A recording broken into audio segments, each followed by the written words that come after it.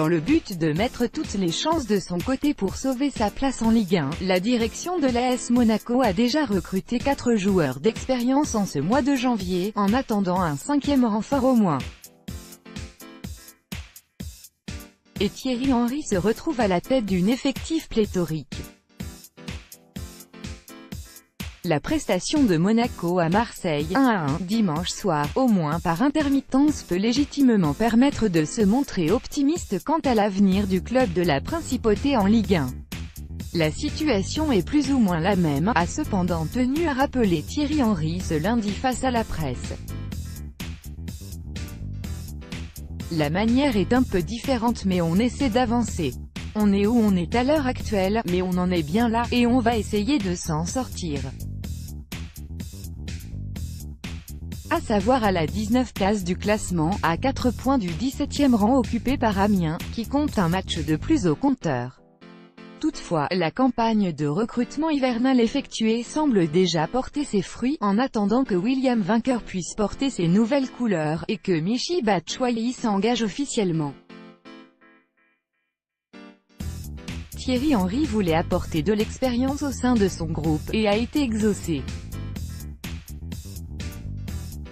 Mais en retour, le successeur de Leonardo Jardim risque d'être confronté à un problème de taille.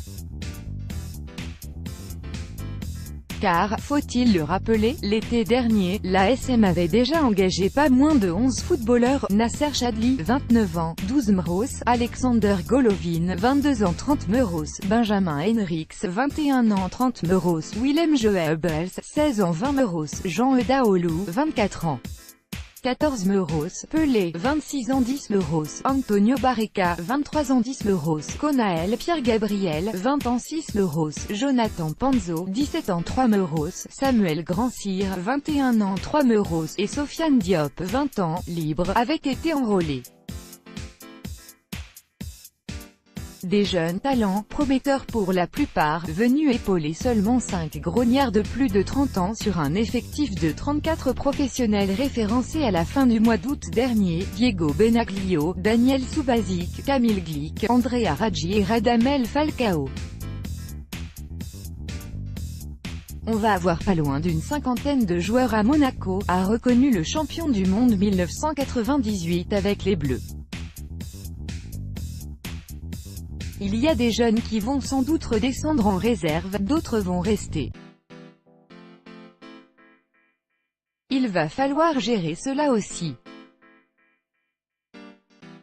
Impossible, avec un effectif aussi important, de réussir à concerner tout le monde dans la quête du maintien. Autant se tirer une balle dans le pied, ce que compte bien éviter le meilleur buteur de l'histoire d'Arsenal. Il faut donc s'attendre à des départs, et pas qu'un peu, du côté du Rocher d'ici la fin janvier.